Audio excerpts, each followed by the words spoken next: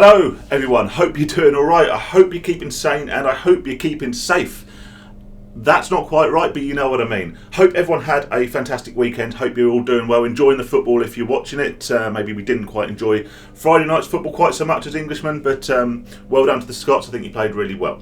Anywho, onwards with the video. Now today, I want to ironically talk about the dangers, in a sense, of self-improvement, self-help, and motivational styles of videos here on YouTube. Now, this applies, of course, to my own type of video where I want to help people recover from their gambling addictions, or at least, give them some information about my addiction, which might give them a little bit of a shove in the right direction if you're struggling. But whatever your problem in life, whether it's gambling, whether it's alcohol, whether it's drugs, whether it's pornography, whether it's whatever, there will be a plethora of videos on YouTube that will purport to help you with your particular addiction or with your particular problem.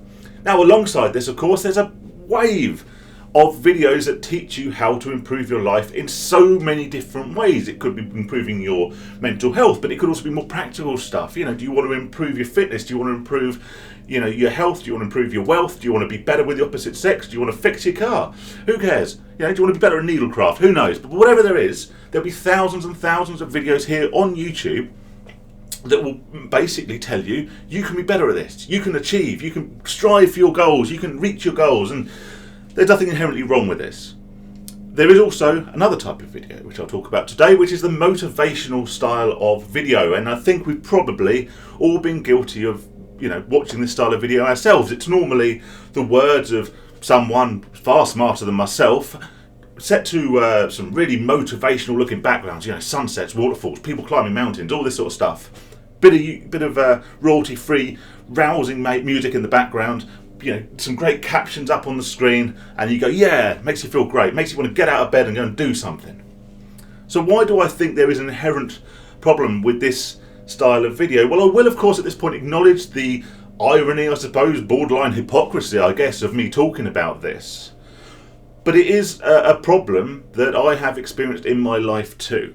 When I have been at my lowest ebb, when I have been struggling, when I was in the cycle of addiction, and also at other times of my life, certainly more recently as well, when I was wanting to get fitter, when I was wanting to eat more healthily, when I was wanting to get myself up and motivated to expand my business, to work harder in my job, and to do all these other things that I wanted to achieve with my life. Now I have the time I've saved from my gambling addiction and actually that headspace to achieve.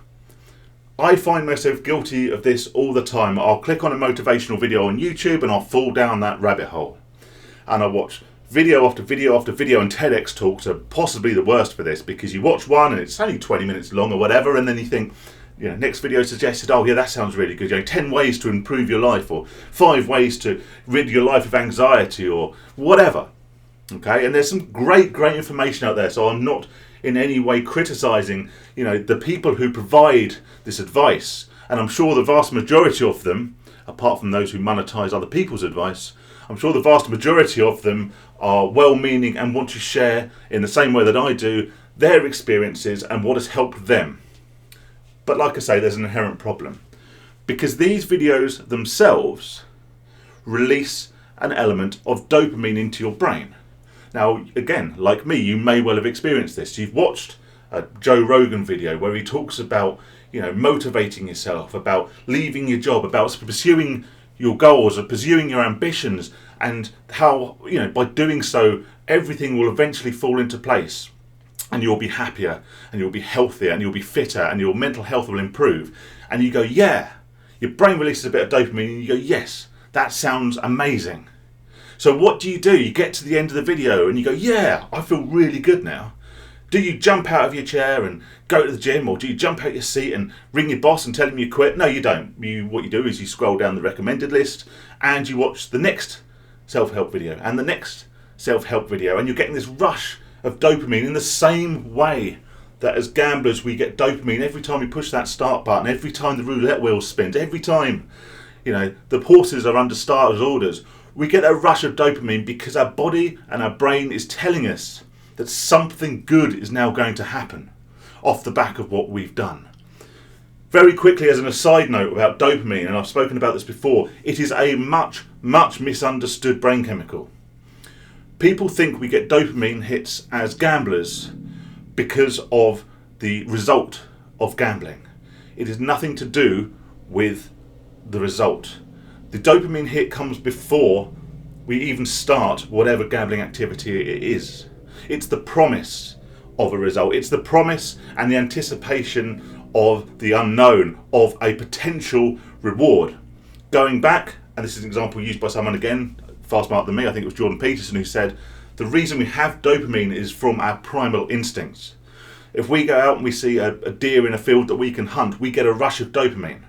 We don't get a rush of dopamine because we killed the deer and we've got dinner. We have a rush of dopamine because that gets us motivated to get up and go and catch that deer. And that, in principle, sounds great. You watch a motivational video, you watch a self-help video, and you feel a rush of dopamine to go and do something. But what you don't do is that thing. What you do is get a much, much easier, a much, much more accessible hit of further dopamine from watching another self-help video and another self-help video until you've scratched that almost addictive itch, that almost addictive craving for this highly, highly addictive brain chemical. And by the time you finish your little binge watching session, you have very little energy left to actually do anything, to act on any of the information that you may have, taken in, which could be very, very useful, very interesting, very helpful advice. But it no longer matters, because the craving for self-improvement, that thing that told you, I want to get fit, you no longer have the motivation to do, because you've actually successfully scratched that itch purely by watching enough videos of people telling you how you can get fit and how to motivate yourself to go to the gym. And that is why I believe that motivational videos particularly can be harmful, because the easiest thing to do is get stuck in a cycle of addiction and basically feel like we're succeeding and we're achieving something vicariously purely by the actions or by the words of others. So how does this tie into gambling? Well, I've spoken about this quite a long time ago now, but I think it's very, very important to repeat. When you quit gambling, it is incredibly, incredibly important to talk to those around you, to talk to those closest to you, both in a sense of support, but also so people around you are aware of your problem and they're out basically looking out for you, or at the very worst, you don't want to appear to be failing in your own goals of recovery.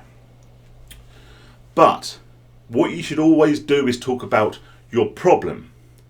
To say and come out and go, I've quit gambling. No. You do that in the same way that people always purport to quit smoking and you see them lighting up 2 days later. People say they're going to quit drinking, but then they're in the pub 2 days later. The problem with making big announcements about quitting gambling, about anything to do with self-improvement, the problem is exactly what I spoke about with regard to the motivational videos. That will give you a dopamine hit in itself. The instant rally of support and of praise of those around you will give you a sense of satisfaction before you've even achieved something. You tell people that you've quit something, they will go, well done, Phil. It's brilliant. Well done. I'm really glad, really pleased that you've decided to do something about this. And your brain will go, yes, I've done something. But it could have only been an hour since you last had a punt. You might be skint. And that, that praise, that dopamine injection might just be enough to, push away the motivation you had to actually quit in the first place. So rather than watch another self-help video, rather than watch another one of my videos, use that 10, 15 minutes, however long I'm going to ramble on for, to do something, to go on to GamStop, to go onto the National Exclusion Service, to seek out free counselling from someone like, Break Even or GamCare or whoever does it these days. I'll put some links in the description, right? Rather than fall down the rabbit hole of self-improvement and live and achieve vicariously through other people's actions or other people's words, but not actually do anything to improve yourself, take that time and use it wisely. Rather than watching another 15-minute TED Talk or 20-minute TED Talk, go out for a walk, go out for a jog. Go and, download a recipe for something healthy you can cook tonight and prepare to do that. Do whatever. You know, if you want to achieve something more practical, if you want to, you know, try and learn to play guitar, then rather than watching some self-help how to get motivated to do something video, just go and grab your guitar and, you know, strum away, so to speak. That's what she said, I think. You know, just use your time more valuably, and most importantly, don't get sucked into the routine and almost the addiction of self-help, because ultimately the only people you're helping are those whose videos you're watching, who are probably getting some sort of kickback from either, you know, affiliation for their books or, you know, Google AdSense or whatever. And again, I say I appreciate the hypocrisy of me talking about this, but it is something that I've been known to do. And when I've wanted to improve myself, I've kind of looked at ways to improve myself, and then I feel like I've achieved something before I've actually done anything. So if you're looking to achieve something, great, go for it. All right? But joining a gym doesn't get you fit. Telling people you've quit something doesn't mean you've actually quit something. All it does is it means you're getting that satisfaction of achievement before you've actually achieved anything. All right, so that said, I really do appreciate everyone watching my videos. You know, and everyone who subscribes and everyone who supports and comments and all the rest of it is great. And thank you. And I do look forward to sort of seeing you on future videos. But I would suggest, if you're currently sitting in the middle of a sort of a YouTube rabbit hole where you're just watching video after video after video, but you haven't taken any action yet, then make that your next step. All right, I can live without the view. This doesn't pay my mortgage. You know, don't worry about that. You know, I would much rather you click off this video and you go and, you know, get yourself excluded or get yourself booked in for some counselling sessions or do something practical that is actually going to improve your life, even if it's just go out, get some fresh air, get a walk. You know, do that. Stay safe, guys. Stay sane. And, you know, I will hopefully see you on the next video, even though I've just told you not to. Take care. Have a good day.